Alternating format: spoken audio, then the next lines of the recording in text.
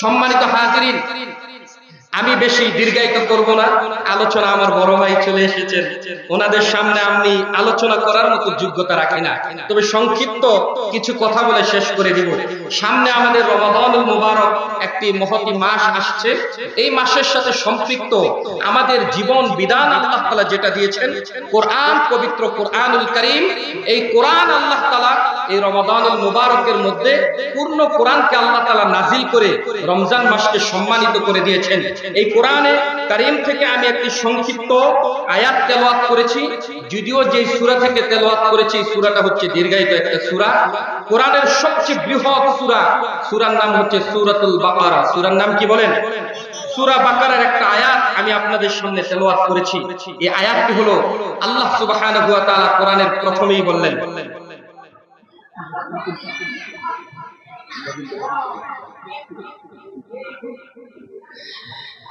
তো পবিত্র কোরআনের সূরাতুল বাকারার দীর্ঘ, এই কোরআনের দীর্ঘ সূরার একটি আয়াত আপনাদের সামনে তেলাওয়াত করেছি। আয়াতটাতে আল্লাহ তাআলা কি বলছেন আমরা মনোযোগ সহকারে শুনি। কোরআনের একটি হরফ পড়লে 10টা নেকি দেন কে?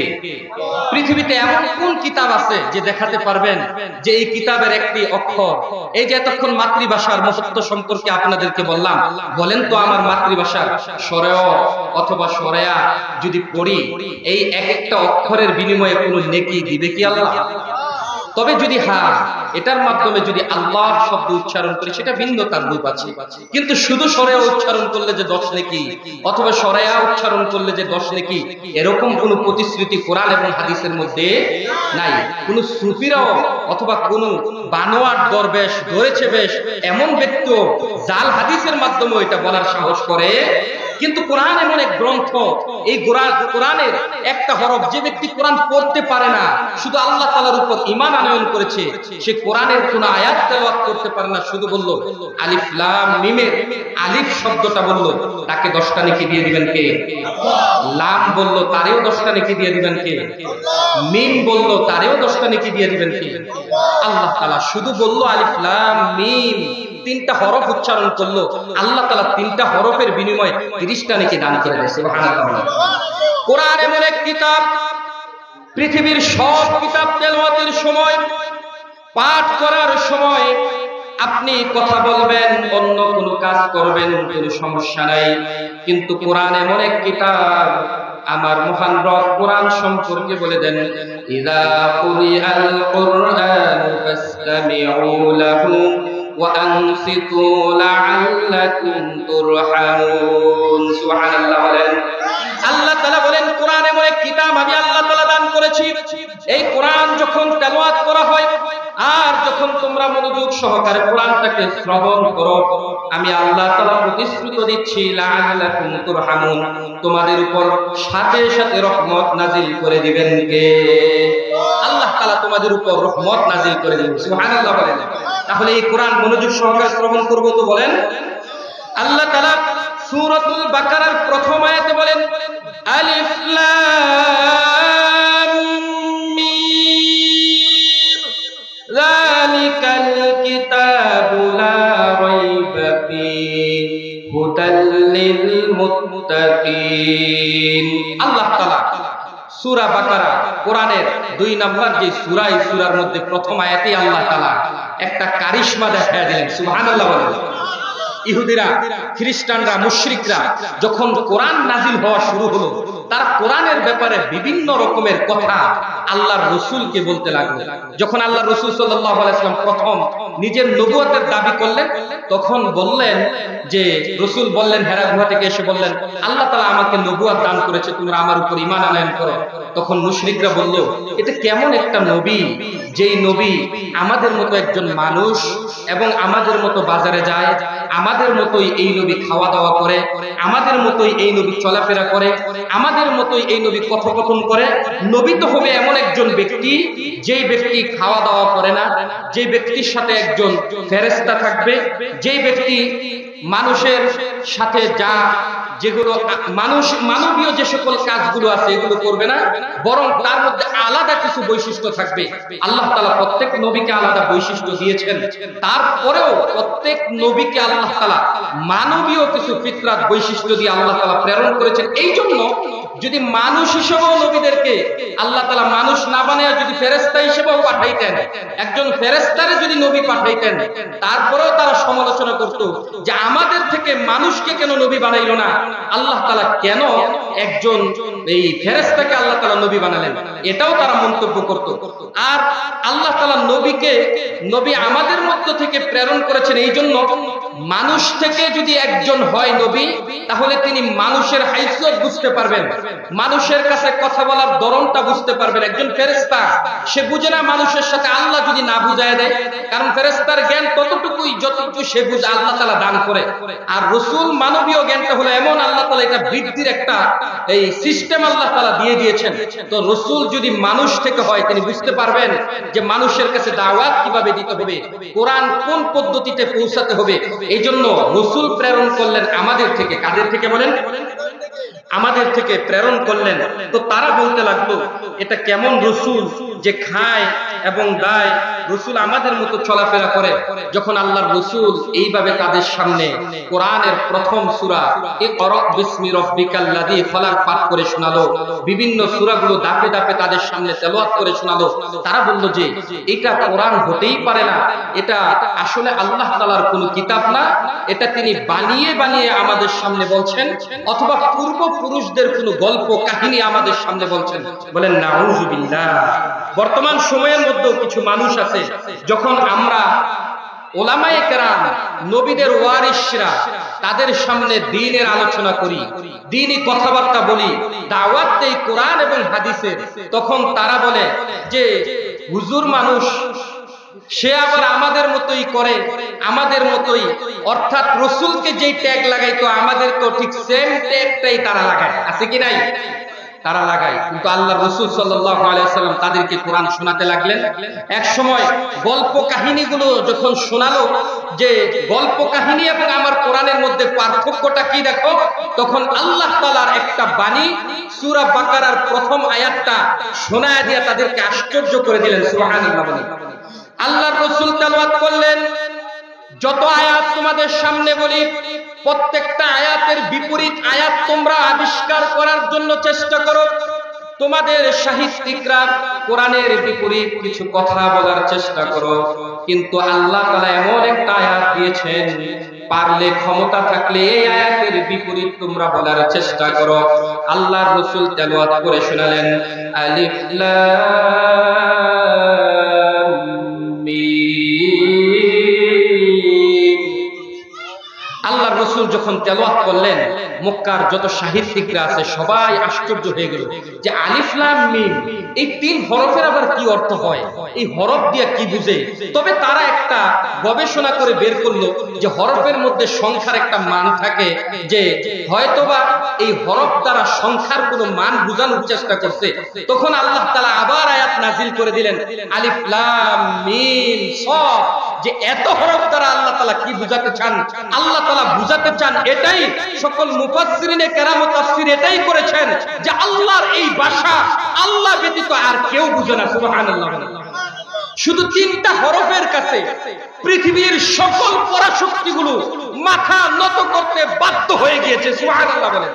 সূরা বাকারার প্রথম তিনটা হরফকে যদি আজও পর্যন্ত কিয়ামত পর্যন্ত সকল গবেষক সকল আবিষ্কারকদের সামনে রাখা হয়, সবাই মাথা নত করতে বাধ্য হয়ে যায়। সুবহানাল্লাহ। কেউ এই তিন হরফের মর্মই বলতে পারে না। বাকি কোরআনে প্রবেশ করবে, কোরআনের সাথে মোকাবেলা করবে তো দূরে থাক, তিন হরফের সাথে তারা মোকাবেলা করতে পারে। এই জন্য আমাদের একটা সৌভাগ্য যে আল্লাহ তাআলা এমন একটি কিতাব হুবহু আমাদেরকে দান করেছেন। এই জন্য বলেন আলহামদুলিল্লাহ।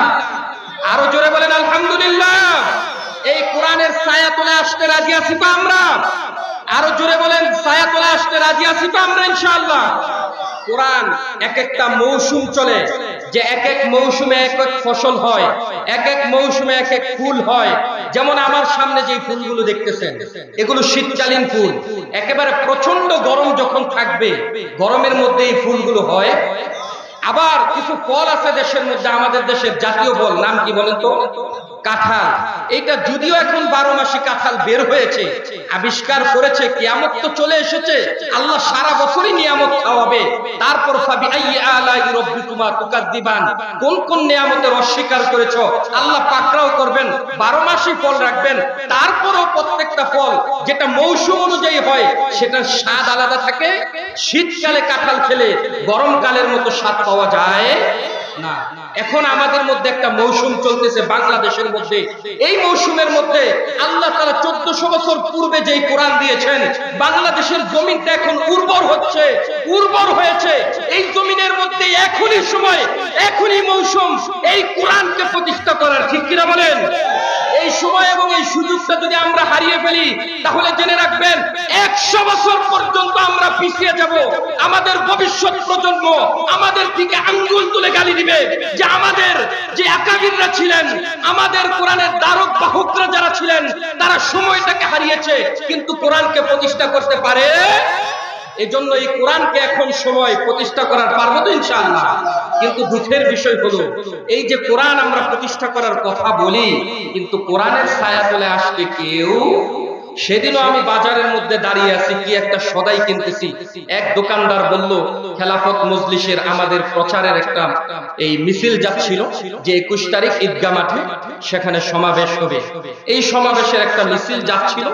এক দোকানদার আবেগ আপ্লুত হয়ে বলল, যদি সারা বাংলাদেশটা কোরআন কায়েম হয়ে যেত, সব আলেমরা যদি এক হয়ে যেত। আমি বললাম, আলেমদেরকে এক করার পিছনে যাদের হাত রয়েছে, আপনাদের হাত, আপনি কি আদৌ কোরআনের ছায়াতলে আসার জন্য নিজে অন্তত মনে আজকে যেরকম পরিকল্পনা করেছেন যে দেশের মধ্যে কোরআন কায়েম হোক, নিজে কোরআনের ছায়াতলে আসার জন্য নিজে মনে মনে অন্তত নিয়তটা করেছেন কি? নিয়ত করি নাই। আমরা এটাই সবচেয়ে বড় দুঃখের বিষয়। কোরআন প্রতিষ্ঠা হোক চাই, কোরআন মানতে চাই, কিন্তু কোরআনের দ্বারে কাছেও আসতে চাই। কারণ কোরআন এমন এক বিশুদ্ধ কিতাব, এমন এক মহামান্বিত রবের কিতাব, যেই কিতাবের কাছে আসলে যাররা পরিমাণ স্বৈরাচার এবং দুর্নীতিবাদ পর্যন্ত কোরআনের কাছে এসে ধরা খেয়ে যায়, ঠিক কিনা বলেন?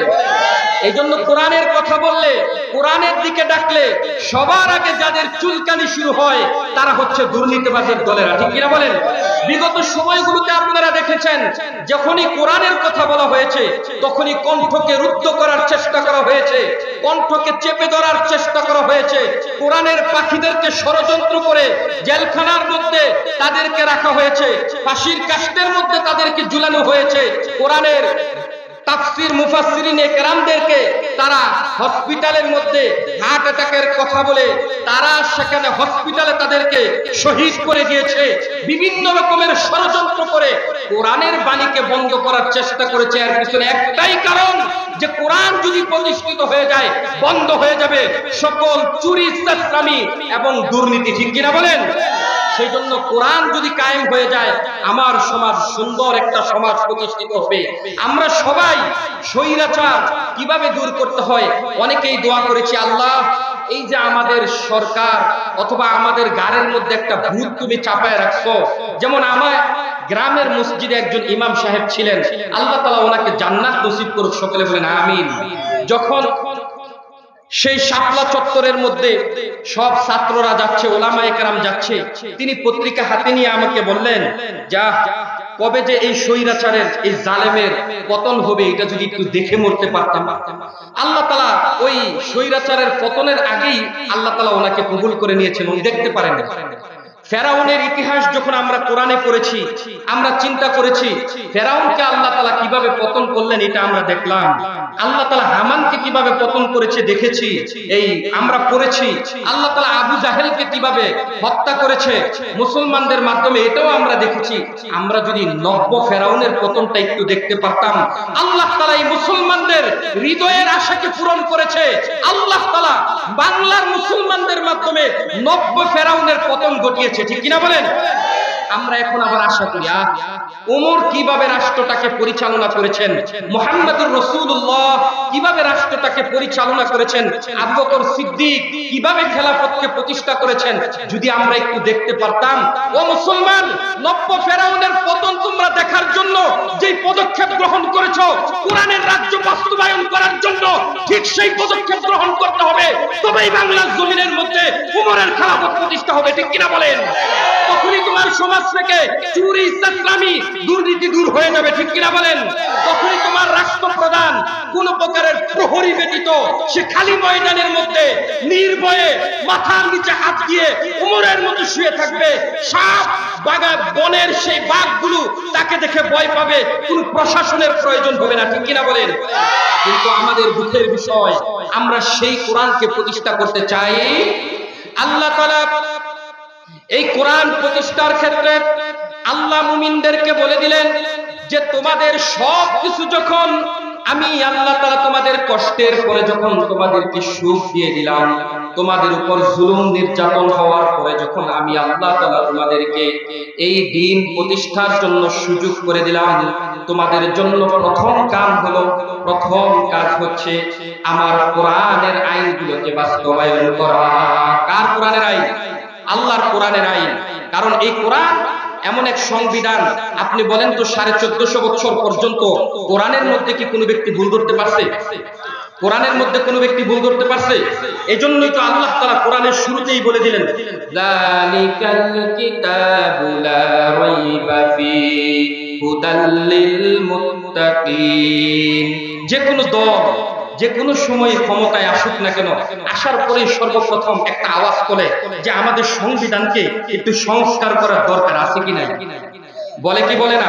এই যে বর্তমান সময়ের মধ্যে সমন্বয়কদের একটা স্লোগান হলো, কিছুদিন আগেও চলে গেছে, যে সংবিধানকে সংস্কার করার দরকার। বলেছে কি বলে নাই? বিভিন্ন রাষ্ট্রীয় যে সকল দলগুলো রয়েছে, রাজনৈতিক দল, সব দলের নেতাদেরকে এক একজন নেতা কর্মীকে ডেকেছেন, পরামর্শ নিয়েছেন, উলামায়ে কেরামদের থেকে পরামর্শ নিয়েছেন, অর্থাৎ সবার থেকে পরামর্শ নিয়েছে যে এই রাষ্ট্রের যে সংবিধান আছে এই সংবিধানকে সংস্কার করা দরকার। কিন্তু আল্লাহ তাআলা প্রথমেই যে কিতাব দান করেছেন, মুসলমানদেরকে যে সংবিধান দিয়েছেন, এই সংবিধানের শুরুতেই আল্লাহ বলে দিচ্ছেন এই সংবিধান আমি আল্লাহ সংস্করণ করে দিয়েছি, আমি আল্লাহ তাআলা লিপিবদ্ধ করে দিয়েছি, এর মধ্যে দুনিয়ার কোনো মানুষ হাত দেওয়ার আর কোনো প্রয়োজন নাই। সুবহানাল্লাহ। যারা এই কোরআনের উপর চলবে, যারা এই সংবিধানকে আঁকড়ে ধরবে, উলাইকা হুমুল মুফলিহুন, ওই সকল ব্যক্তিদেরকে সফলতা দান করে দিবেন কে? আল্লাহ তাআলা দান করে দিবেন। কিন্তু বড় দুঃখের বিষয় হলো, পরিতাপের বিষয় হলো, আমরা এমন একটা অপরিবর্তিত একটা সংবিধান পাওয়ার পরেও আমরা অন্য সকল সংবিধানের আইনগুলোর দিকেই আমাদের চোখটাকে রাখার চেষ্টা করি, ঠিক কিনা বলেন? যদি দুনিয়ার কোন দল, সেটা রাজনৈতিক দল হোক, সামাজিক দল হোক, আইন বাস্তবায়ন করার ক্ষেত্রে যদি আল্লাহ তাআলার গোলাম হিসেবে পরিচয় দিয়ে মুহাম্মদুর রাসূলুল্লাহ সাল্লাল্লাহু আলাইহি ওয়াসাল্লামের উম্মত হিসেবে পরিচয় দিয়ে সে যদি আইন বাস্তবায়নের জন্য দুনিয়ার মানুষের বানোয়াট কোন সংবিধানের আইনের দিকে তাকায়, কোরআনকে সে যদি উপেক্ষা করে চলে, বুঝতে হবে তার দলের মধ্যেই ভেজাল এবং দুর্নীতি রয়েছে। সুতরাং আমাদেরকে এখনই সময় চোখ খুলে দেখতে হবে কোন দলের মধ্যে ভেজাল নাই, ঠিক কিনা বলেন? কোন দলের মধ্যে দুর্নীতি নাই, কোন দল আল্লাহ তাআলার সংবিধানকে বাস্তবায়ন করার ক্ষেত্রে নিজেরা ভয় পায় না এবং বাস্তবায়ন করতে চায়, ঠিক কিনা? বাংলাদেশে এখনো পর্যন্ত এমন দল রয়েছে যে সকল দলের মধ্যে ইসলামের কথা এবং আল্লাহু আকবার ও কোরআনের দলিল কথা বলা যায় না। এই জন্য দল বাছাই করার ক্ষেত্রে আমাদেরকে বাছাই করতে হবে, পারবো তো ইনশাআল্লাহ। সম্মানিত হাজিরিন, আল্লাহ তাআলা এই কোরআনের ব্যাপারে বলেন, এই কোরআনটা যদি তুমি মানো, এই কোরআন তোমাকে একটা সঠিক পথ দেখাবে, আর এই পথটা হলো তোমাকে আমি আল্লাহ তাআলা পথ দেখাইয়া একেবারে তোমাকে জান্নাতের সুউচ্চ মাকামে পৌঁছে দেব। সুবহানাল্লাহ। প্রত্যেকটা মুমিনের লক্ষ্যস্থল হচ্ছে জান্নাত। কোথায় বলেন তো? জান্নাত। এই দুনিয়া মুমিনের লক্ষ্যস্থল নয়, দুনিয়ার আসবাবপত্র মুমিনের লক্ষ্যস্থল নয়, মুমিনের লক্ষ্যস্থল হচ্ছে জান্নাত। কোথায় বলেন তো? আল্লাহ তাআলা এই কথাটাই সূরাতুল মাইদার 16 নম্বর আয়াতের মধ্যে আল্লাহ তাআলা সুন্দর করে কোট করে বলে দিলেন যে কোরআনকে যদি কোনো ব্যক্তি যদি মানে আর কোরআনকে যদি কোনো ব্যক্তি যদি নিজের আদর্শ হিসেবে গ্রহণ করে নেয়, তাকে আল্লাহ তাআলা অন্ধকার থেকে আলোর দিকে বের করে দিবেন। সুবহানাল্লাহ বলেন। আল্লাহ তাআলা বলেন ইয়াহদি বিহিল্লাহু মান ইত্তাবা'a রিদওয়ানাহু সুবুলাস সালাম ওয়া ইউখরিজুহুম মিনাল যুলুমাতি ইলান নূর। আল্লাহ তাআলা বলেন এই যে একটা কোরআন আমি আল্লাহ তাআলা তোমাদেরকে দান করেছি, একটা কিতাব আমি আল্লাহ তাআলা তোমাদেরকে দান করেছি, এই কিতাবটা তোমাদেরকে এমন একটা পথ দেখায় যে ব্যক্তি অনুসরণ করে এই কিতাবের উপর সন্তুষ্ট থাকে, আমি আল্লাহ তাআলাকে সন্তুষ্ট করার চিত্তে যখন কোরআনটাকে মেনে নিবে, আমি আল্লাহ তাআলা তাকে অন্ধকার থেকে আলোর পথের দিকে নিয়ে যাব। সুবহানাল্লাহ বলেন। আমরা সবাই অন্ধকার থেকে আলোর পথে যাইতে চাই, দিশাহারা মানুষগুলো দিশে খুঁজি, আমরা পথহারা মানুষগুলো পথ খুঁজি, কিন্তু আল্লাহ তাআলা যেই জায়গার মধ্যে পথ রাখছে ওই জায়গায় আসতে আমরা রাজি না। আমরা বলি যে আল কোরআনের আলো করে করে জালো, কিন্তু আপনি দেখবেন যে ব্যক্তি স্লোগান দেয় তারও কি গরি যে আল কোরআনের আলো ঘরে ঘরে জালো, তোমার ঘরের ভিতরে কোরআন আজকে তেলাওয়াত হইছে কিনা দেখবেন তার মুখটা থুবড়ে যাবে, সে তার ঘরের ভিতরে কোরআন তেলাওয়াত করে না। তার নিজেকেও যদি প্রশ্ন করি, তুমি যে চাও কোরআন বাস্তবায়ন করতে, তুমি যে চাও কোরআনের আলোর মাধ্যমে অন্ধকারকে দূর করে দিতে, নিজে কি কোরআন তেলাওয়াত করতে পারো? দেখবেন সেও কোরআন তেলাওয়াত করতে পারে না, ঠিক কি নাই? এই জন্য ভাই এই কোরআনের মহত্ব গুরুত্ব অত্যাধিক।